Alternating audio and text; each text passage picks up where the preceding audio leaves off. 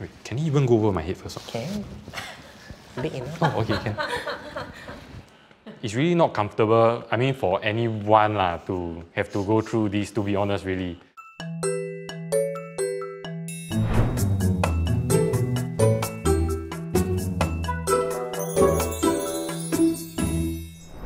Hi, I'm Chelsea. I'm 28 years old this year, and I'm a first-time mom to my 8-month-old son, Sky.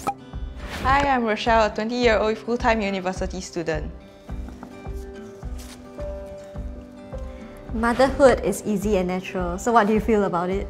A lot of people my age would stray away. We would think that motherhood is not easy, which is also why they don't want kids or whatnot in the future.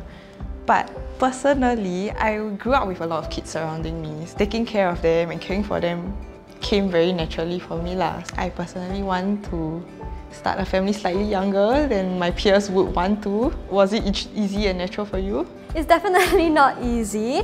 There's no one-size-fits-all approach. There's no perfect solution. Every baby is different, and then that's where you do all the adapting and being flexible. Motherhood is a learning journey. So your body size affects your milk supply. Being more petite in size, I thought that, I don't think I'll have much milk to begin with. But yeah, it doesn't work that way. Body size, from experience, doesn't affect your milk supply. I produce about on average almost 2 liters of milk a day, initially when I used to pump more. So I wanted to do something meaningful, like having this oversupply, because I know many mummies and babies out there need help. So that's where I actually started donating my breast milk. Since early February, about 100,000 ml of breast milk, which is equivalent to about 500 bags of breast milk. Yeah.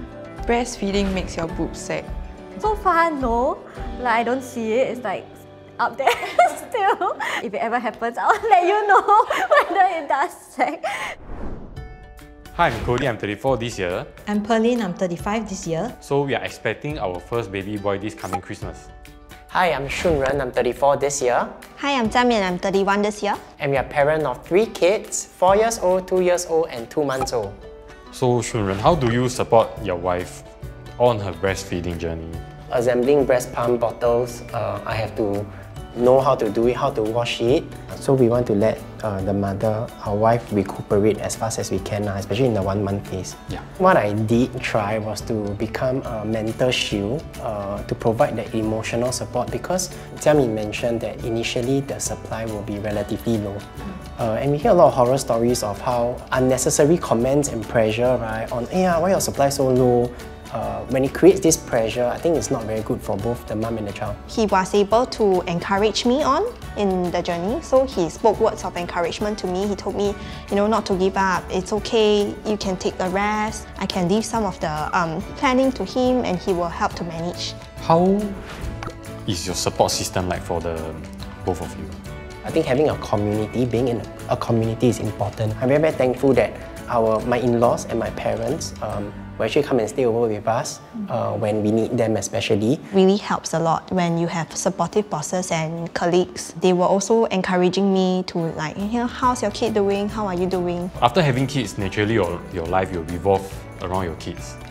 So, it's still important to keep the husband and wife relationship close and so-called new lah. So how do you guys still do it? So I think being spontaneous is one, but of course, other than being spontaneous, having a set time. The person that is with us forever is our other half, our partner. Yeah. And open communication. So it's always about, agreeing to disagree. We can have our own separate views, but we will always align and be clear, this is our goal and this is what we want for our children, and let's put in our efforts to do the best of what we can for the family. Hi, my name is Diana. I'm 30 years old. I'm a full-time working mother of 4. I have a 12-year-old, 7-year-old, 2-year-old and a 4-month-old. Hi, I'm Jezreel. I'm 32 years old. I'm a stay-at-home mom with 2 kids, 5 years old and a newborn. How does a good routine help you keep in balance? Because I'm a stay-at-home mom, if I fall sick, that's where that stay-at-home mom will not have a break.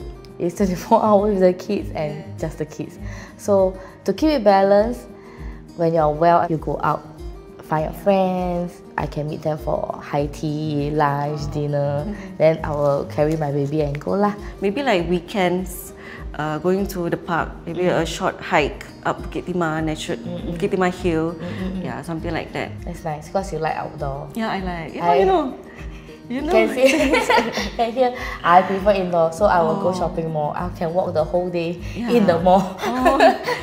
Okay, so describe your breastfeeding journey and its challenges. What do you think? As a mother of 4, it's been challenging, of course. As a whole, I find that it's a fulfilling experience, but super tiring. I'm happy that I get to establish a good supply. So I think one good thing is that you save money. I know, right? Okay, for me, I think the first one, I don't know what to anticipate. I think it's the second one that gave me a bit more of achievement, sense of achievement feeling, because I know what to anticipate and I expect sleepless night and sore nipples and more experience with different type of pumps. I don't have to bring a lot of bottles. I don't have to bring storage for the formula. Because maybe they sometimes are unpredictable if we feed on demand, especially. You cannot just bring 1 stack or 2 stack of milk. You have to bring like 1 tin. This is one of the motivation for me to continue breastfeeding. Breastfeeding in itself, it was tiring. Number 1, I was not expecting the physical aspect of tiredness. Number 2, mentally stressful as well because you deal with milk supply. First few days, very low supply. Next few days, oversupply. The World Health Organization's expert, they recommend exclusively breastfeeding baby for the first 6 months.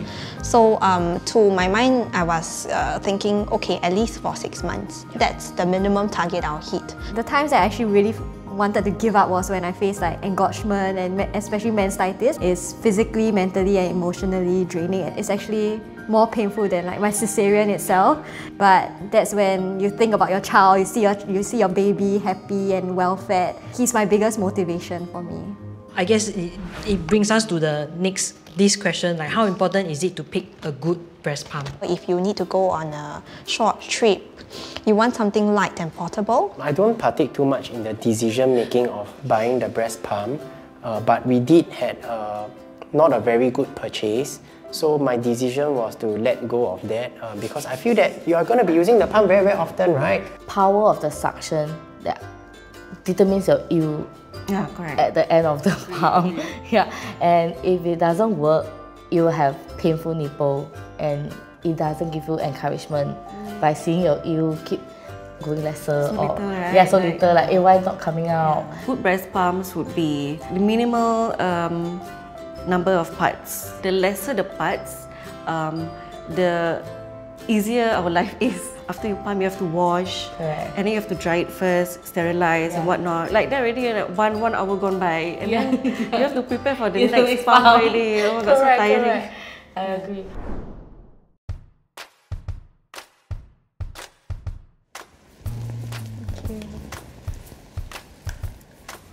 This is something we're very familiar with.